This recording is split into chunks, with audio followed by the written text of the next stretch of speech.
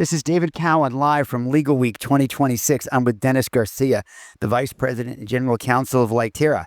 And you go like, wait, Cowen, what do you mean Litera? Isn't Dennis the Assistant General Counsel of Microsoft? And it's like, yes, he was. He spent 25 years, 21 years as the Assistant GC at Microsoft, but he is now for the last 6 months the VP and General Counsel of Litera. Dennis, it's so great to have you here in person. I follow you on LinkedIn like there's no tomorrow. I love your posts about baseball cards and sports and family, and I don't know where you get the energy, but it's great to have you. Welcome back. No, it's great to be here, David. Thank you for inviting me. I really appreciate it. I know you hosted a terrific event last week, the Solid event out in the West Coast, and another Litera team has a close partnership with Solid and you. So we appreciate the opportunity to speak to you today. And I feel like I haven't seen you since maybe last April in Chicago, right? It's been a little while, and that was a great event also. That was up at Cyforth, I think. I hope to return if you're having it again in April. Welcome. Yes, we would love to have you. Absolutely. Thank you. Let's talk a little bit about what's happening in the marketplace. We're going to start off a little bit differently. We're going to get to the Litera story in a moment, but I want to start off with the power of connection, networks, people, HI. You've got such a great story around that. I talk about, the core four. You've got to have a core four and a Sweet 16 as part of your network. Tell us a little bit about how that's been important to you personally and professionally over your 20 plus years in business. Sure. I've heard the saying about how your network is your net worth. Mm-hmm. And I think that's totally the case. I think it's a muscle which all lawyers need to exercise in terms of, I remember my father telling me this a long time ago. He's like, Dennis, once you get out to the professional world, it's important for you to meet a new person every day. And this was before the era of social media. And of course, social media and LinkedIn makes it a lot easier for you to connect with people. But I'm a big fan of connecting with folks, whether it's people at Litera, my former Microsoft colleagues, our customers or partners. I use LinkedIn as a tool to check them out, to learn more about their background. Before I engage in contract negotiations with lawyers, I always try to get an understanding of their background and some of their interests, and hopefully that could help me as part of the contract discussion and negotiation process. I'm excited to be here at Legalweek this week. There's so many great sessions, but I also look at it as an opportunity to network and connect with others, especially our customers, to hear from them, to understand, what's going on, what are they interested in, what are some of their pain points, what's your experience in using Litera products, where can we improve? And so I think it's important to constantly be networking, always be networking. And to me, it's a lot of fun. And I love doing it on LinkedIn because I think on LinkedIn, you could also make it personal. As you mentioned, I'm a big fan of sports memorabilia, playing tennis. I'll post on a lot of different things. And over a period of time, I've been able to connect and build relationships with people across the legal ecosystem. Also a lot of business folks too, and folks in the IT space. So it's important for lawyers to always build their brand, to always be networking. I think using LinkedIn, I think it's still an underutilized asset for lawyers. Some lawyers are a little afraid as to how to engage and connect on LinkedIn. And the first thing you need to do is make sure that you're updating your profile and you're constantly, adding to it and making sure that you're visible. I didn't think that this is what we were going to talk about in depth in the beginning, but here we are. And what I want to add to that is it's about connection. Yes, network. And I know you well enough to say this. It's about relationship building and curiosity. And I just want to pause on the word curiosity for a moment. It's not connecting, right? Like that's the outcome. You're connected to somebody, but you've got to start with, are you curious? If you're not curious, like genuinely curious about who's on LinkedIn and who you want to connect with and why you want to connect, you're going to miss the most important step, which is the foundation. I know you, and I can speak for myself. I am radically curious about people. I really am. And if you're new to LinkedIn or you're new to networking and you're getting it going or you're rebooting yourself, all you have to do is go on LinkedIn, find some people to follow. You don't have to follow anybody. You can just go down the stream and go if you like something, like it. And if you want to comment, make a comment on something because there's a lot of really good, intelligent output today, right? You publish, I publish, so do a lot of other people. Comment on it. And if you comment, you're going to get connected and begin to be part of the conversation. And then you'll wind up at a solid event or a solid cafe or Clock or ILTA or Connie Brenton's gig Running legal like a running business. legal like Yep. a business or ILTACon or fill in the blank, man. It doesn't matter, but you've got to have one or two live events in your portfolio during the course of the year, several virtual events. And then, if you don't have the budget, be on LinkedIn. I totally agree. And you don't need to necessarily post new information on LinkedIn. You could comment on other Yes, people's yes. posts. And the LinkedIn experts will say it's actually better to comment actively a few times a week. And by doing that, you're going to get noticed. People are going to like it. People are going to respond back to your comments. And then you'll keep the conversation going. And I tell this to a lot of younger lawyers. Lawyers who maybe aren't even lawyers yet. They're still in law school or early in career lawyers, is that use LinkedIn as a strategic asset. Don't be shy in sharing your thoughts and your comments. Provide high value comments. Just don't say, oh, I like that comment, but provide something which is substantive and relevant and tangible to the conversation. Because if you do that, it's going to provoke likes and a conversation back. And before you know it, people will see you and they'll say, hey, do you want to speak at this event? I'd love to hear your thoughts on this particular area of the law or AI. And before you know it, you're building your brand. And it takes time, but you got to start. And I think commenting on people's posts on LinkedIn is a great way to start. And it doesn't really cost you anything, right? It's just the fact of putting the time and effort to doing that. Well, and it's a discipline. Yes. It's 3 days a week or it's 5 days a week. And it doesn't have to be a long comment, but what it will help you do is get out of your box, get out of your shell little by little. You probably remember Monica Bay.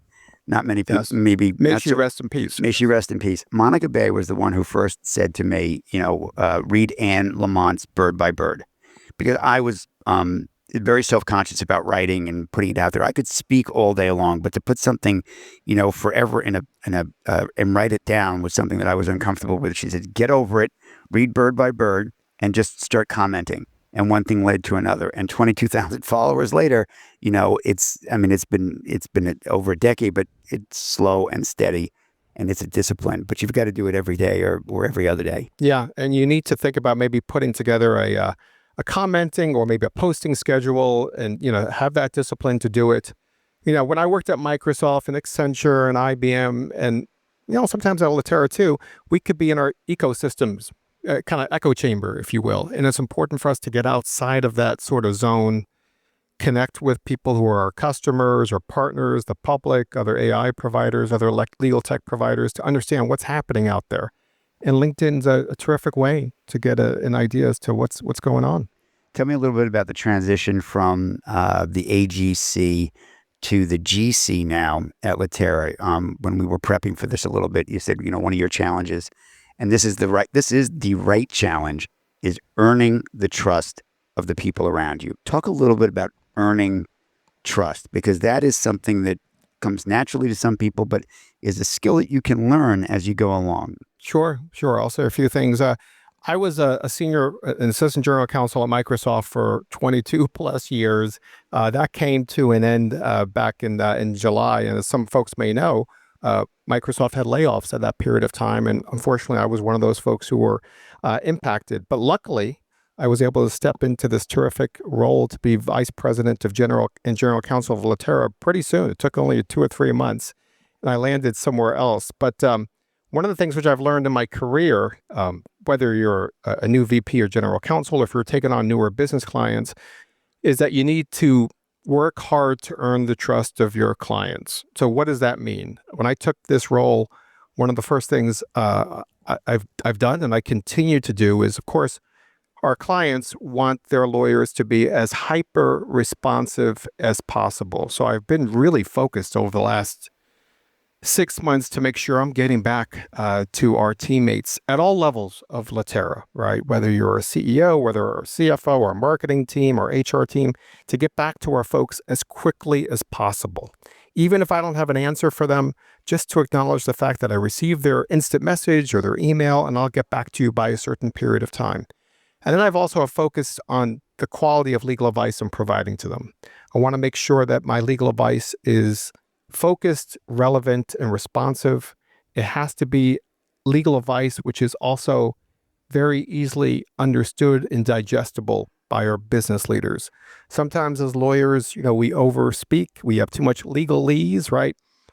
My clients, they're terrific clients. They're all very busy, and they just want to see the advice from me in a sentence or two, or a short paragraph, or if we can get on a call to talk about it. So I think number one, being hyper responsive and getting back to all of your clients, providing legal advice which makes sense. One thing which I've been learning more and more, and I've done this throughout my career, is legal departments should not be the departments of no. It's yes, getting to yes. So a big part of my role is how do I and my team, how are we true business enablers to move the business forward, to help close deals with our important law firm customers and legal industry corporate legal customers with a lot of speed, but also with a smart risk-taking orientation. And I would say nowadays it's not just smart risk-taking, it's smarter risk-taking. Our industry in the legal technology space is highly, highly competitive.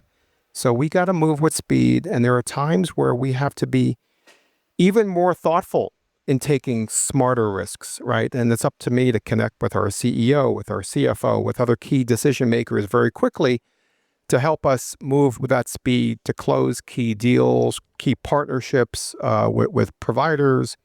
And so a big part of a role of a general counsel is embracing the smarter risk-taking orientation to drive business forward.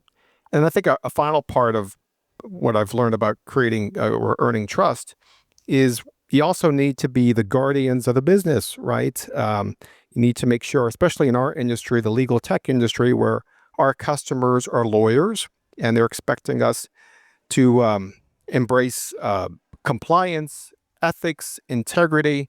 Oftentimes we're needed to go above and beyond the law. So we need to make sure that I'm helping and my team is helping Litera run a very clean business, right? And really earning the trust, of course, not just with our business clients, but with our ultimate customers as well.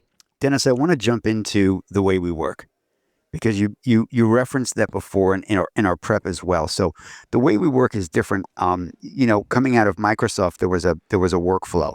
There was a big department. Now you're a team of six. Yep. When you think about the way you work today, the tools and the technology that you have at your disposal, how much more are you doing internally? Are you insourced today that you never could have done at Microsoft? What's the compare and contrast with the tools and the tech that you have at your fingertips, because you're a user now?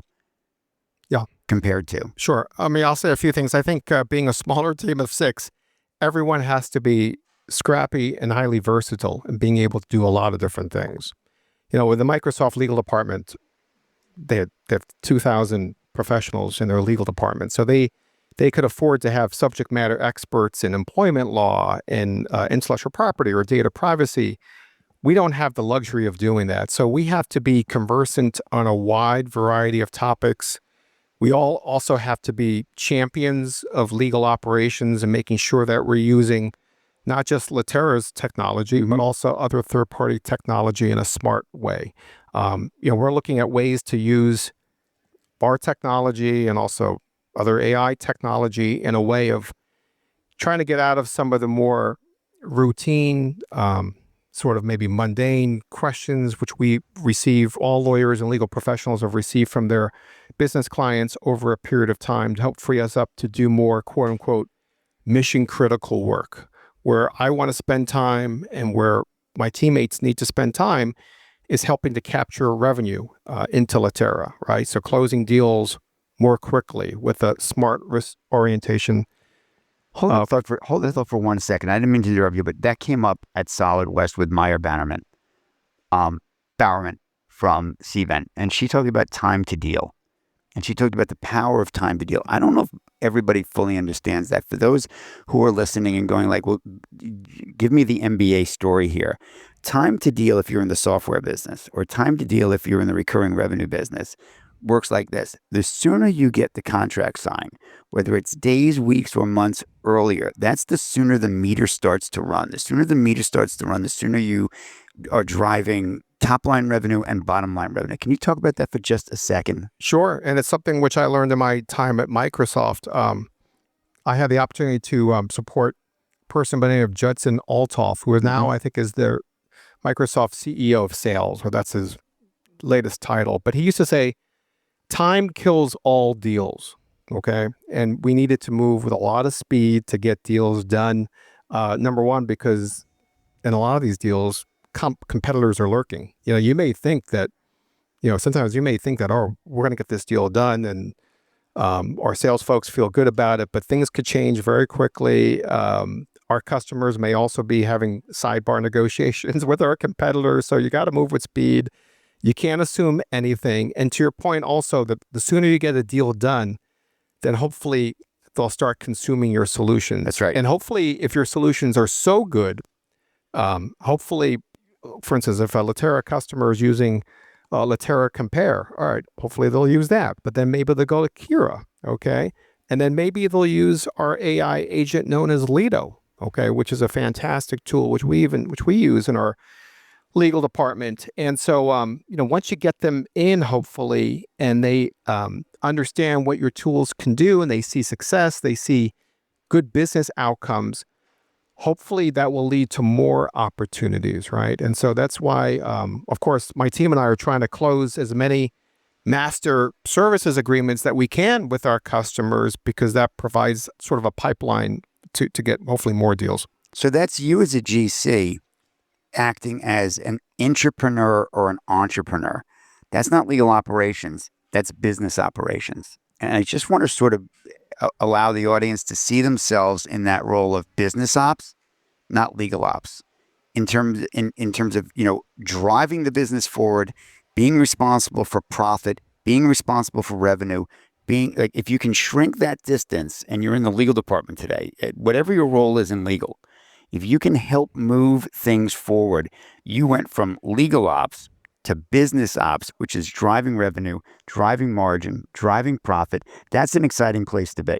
I totally agree. And we should look at ourselves not just as legal advisors, but really trusted advisors all up. Business advisors. Business advisors. We're key leaders to the business. We need to earn our business clients' trust. Once we do that, hopefully then, we're closely connected with them. They'll include us in meetings, and we partner even better together. But we need to view ourselves as being owners of the business. Another thing which I learned in my time at Microsoft from Satya Nadella, who's the CEO of Microsoft, is that everyone is a seller, including the lawyers. Yes. And sometimes, and I've seen this in my career times too, sometimes the lawyers may even be better salespeople than the account executives, because sometimes the lawyers can build a deeper relationship with outside counsel who are representing customers or partners. They could build a really close, trusted advisor relationship with the in-house lawyers as well. And those relationships are valuable. And sometimes account executives at companies may change roles over a period of time. But if you're still the lawyer of the legal team there, they know you, and hopefully they could trust you. But that goes back to the point earlier about relationship building and taking the time to earn that trust, not just with business clients, but also customers and their in-house lawyers. I mean, there's been many times in my career where sales folks have said, Dennis, I know you know their lawyer, you go way back with them. Are you willing to talk about how we use our solutions to them? So maybe that would be of interest to them and they can learn something about it. Are you willing to have this tough discussion about this contract point, which may be more of a business issue instead of a legal issue? And I'm always, I'm willing to do whatever. I mean, just being out here in Legalweek, I appreciate the fact that, our great marketing team wants me here on site to connect with customers, probably mostly our in-house legal customers, but also our law firm customers as well, to talk about my experience using Litera technology, my experience at Microsoft, my thoughts about embracing AI tools, where the market is headed. Our sales folks love it when I could jump into those conversations, because I'm sitting in their shoes, basically. and they feel, and I think this is right, that I may have maybe even more credibility because I'm facing some of the same things they're facing, right?